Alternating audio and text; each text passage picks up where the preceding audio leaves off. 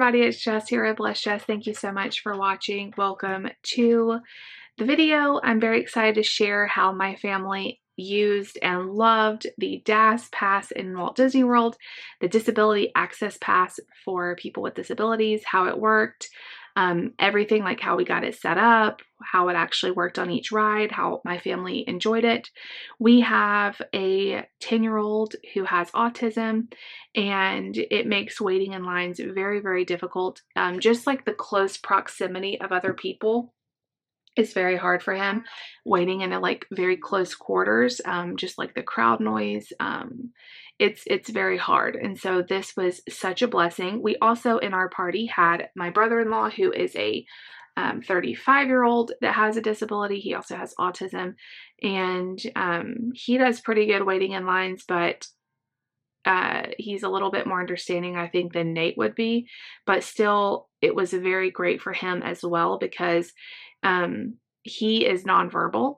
And so he wouldn't even be able to tell us when he was overstimulated or done. And it just prevented a lot of meltdowns from both of them. And we were very happy. So I don't think Disney will ever watch this video, but if they do, I just want to say, as a mom of, you know, a child with disabilities, I just wanted to thank them for having this system. It was such a blessing. I know they don't have to do this, and the cast members that we encountered were so sweet and kind to our family, and I could just cry like happy tears of what a blessing this was, and it made our trip so much better than it would have been. We got to do a lot of stuff, and we didn't have to wait in lines. Now, I'm going to explain it further. Basically, how the DAS pass works is you still are waiting. You're just not waiting in line. So we're going to talk through that. But first, I want to tell you guys how to get signed up. So say you have a Disney trip coming up, how in the world do you get started, you know, signing up for this? And I had to do a lot of research and try to figure it out too, because this has all changed since the last time we went 4 years ago. Nate also had the disability pass last time, but you had to sign up like as soon as you got to Disney World at guest services in the parks. You couldn't do it beforehand. They've now made it to where you can do it beforehand, and then everything is accessible on the app.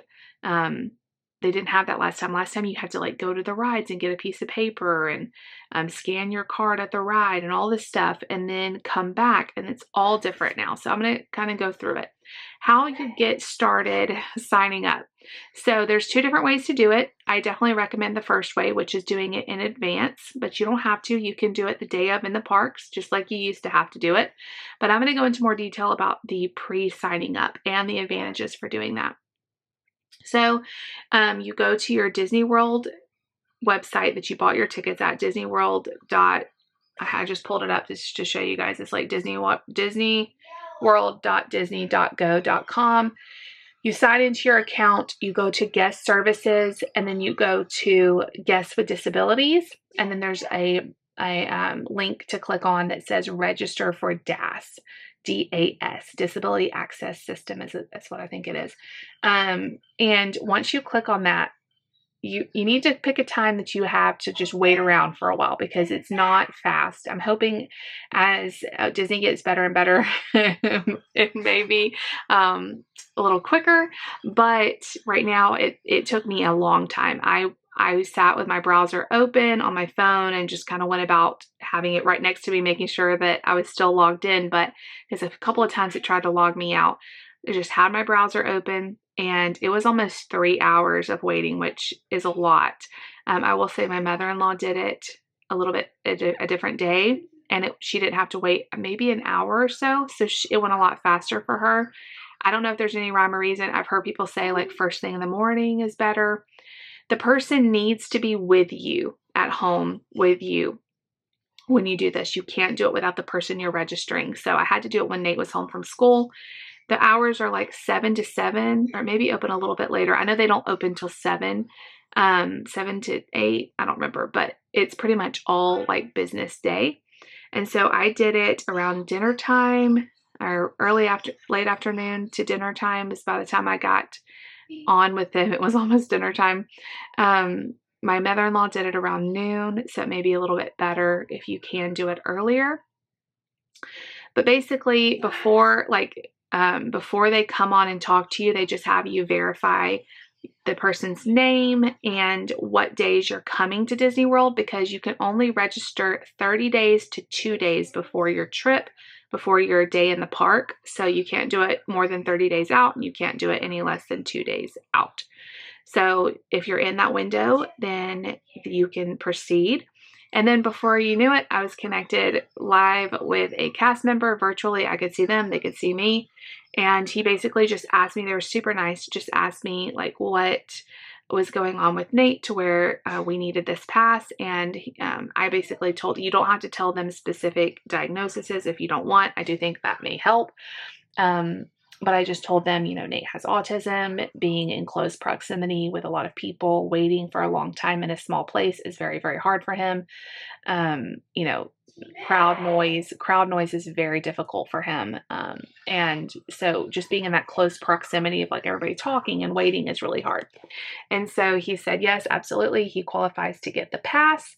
And he just got a quick picture of Nate. That's all they needed from him, is just a quick picture of Nate, just to verify on the rides that Nate is Nate.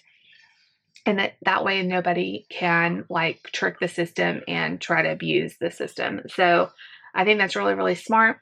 And then that was really it. He asked if I had any questions. He told me really briefly how the pass worked. And that was that we would just scan. First we would go on the app, and there would be a disability access button on our app. And we would click on that button, and it would bring up a list of rides, or sometimes character experiences were on there too. But you would just click on the ride. Say you want to ride Splash Mountain, you would click on Splash Mountain. It would tell you a wait time. So if the current wait time was 1 hour, you would wait 1 hour, but you wouldn't have to wait in line. So you would hit that button, click who was going to go on the ride with Nate. He could have up to 5 people ride with him, which was perfect because there is him and 4 other people in our family. And then once it's our turn to ride, so we could be walking around the park, we could be eating lunch, we could be doing whatever we wanted. Once it was our turn to ride, we would go up to the Lightning Lane, which is where all the Genie Plus people that paid for like the Fast Pass system, that's where they go in. Is also where the DAS people go in. And you scan Nate's theme park ticket first, and which is all online, like it was on my phone.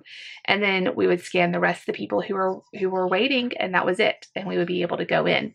The passes don't expire. So like, if we're trying to go to Splash Mountain at 9 o'clock, if we didn't get over there till 10, we could still ride. If we didn't get over there till noon, we could still ride, because it doesn't go away until you use it, or cancel it. And you can't have more than 2 passes going on at a time. So we can't be in line for Splash Mountain and also for the teacups. Like, we have to choose one, go to it, and then you can get a next one. So that's basically how it works.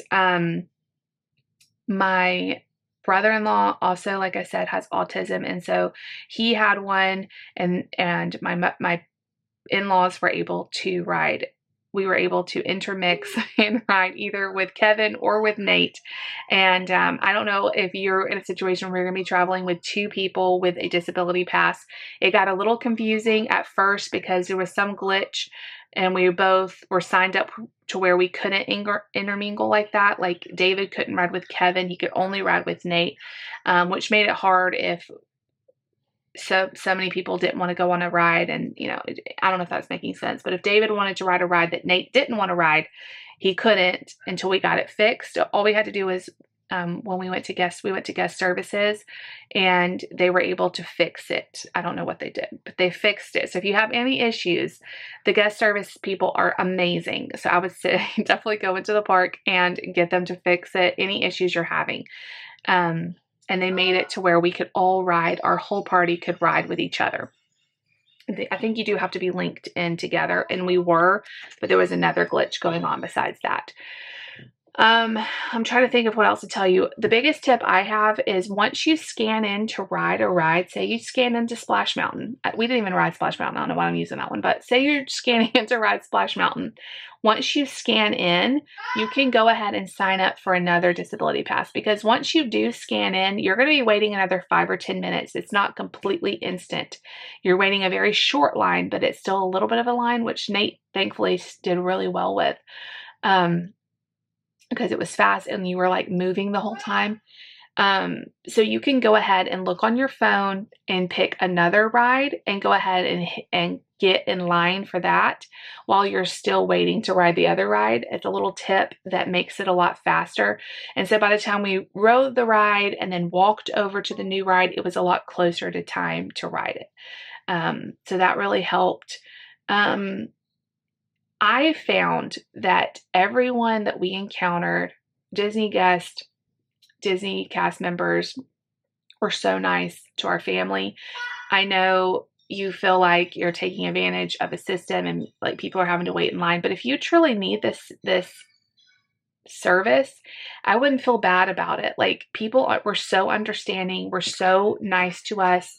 I do think that Disney made it really, really fair to where we're not just cutting in line and not having to wait in line, but they also made it really fair to the people with disabilities too. And they made it to where, you know, it was doable for them, and we're still waiting, but we're not having to wait in line. So we could get a snack. We could, you know, just sit on a park bench, which we did a lot of, and Nate could have his space because, it's not, kids with disabilities, at least for Nate, I can only speak to Nate. Everybody's different, but one meltdown can really ruin the whole day. And so it's hard to come back from, is what I'm saying. So the more happy and chill we can be, the better for everyone.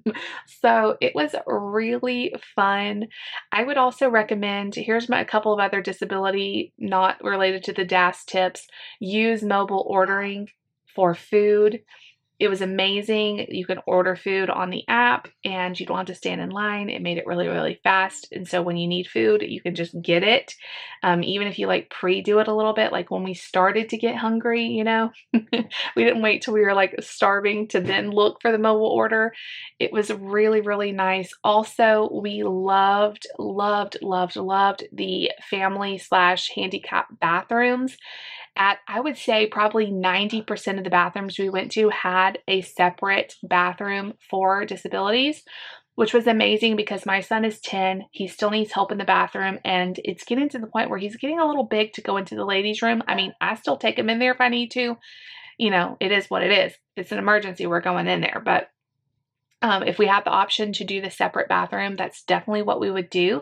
So I did take a picture. I will insert it here. It was super, maybe this is just a picture I found, but it's very spacious. It has a changing table for babies. So we would take our whole family in there. All 5 of us would go in there. I'd change Mark. Nate would go to the bathroom. We'd wash everybody's hands and we'd leave.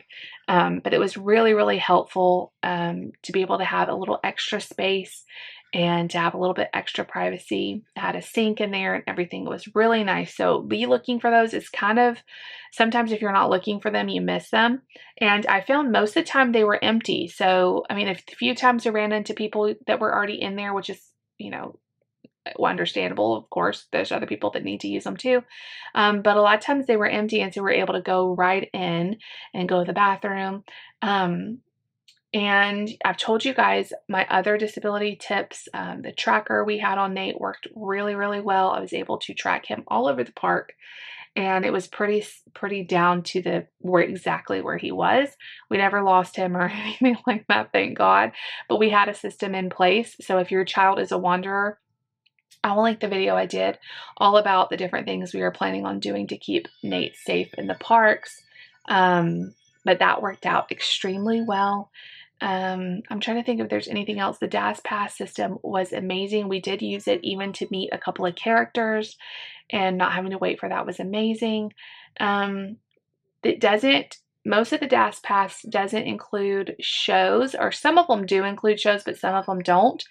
But what I found is you don't usually have to wait too long for the 3D shows or the live shows. So a lot of times we would just walk right in and not even have to use our DAS Pass, which was great if we were waiting for like a longer time. Because like if you're waiting for something that's an hour or 2-hour wait, you can't use, like if we're waiting to ride, let me try to think of an example.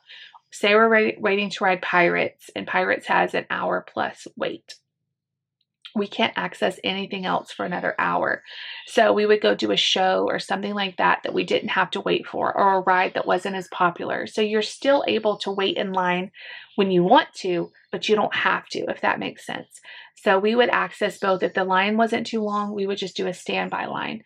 And it was amazing. So I wanted to do a follow-up and tell you how much we enjoyed it. No issues at all once we got that little glitch fixed. And everyone was just so nice and helpful. So big shout out to Disney. I hope this helped someone who's planning a trip. If you have any questions that I missed, definitely leave them down below. I love to chat with you about it. So thank you all so much for watching. If you liked the video, make sure you give it a big thumbs up. Leave us a comment down below and subscribe if you're new. We'll see y'all tomorrow. Bye.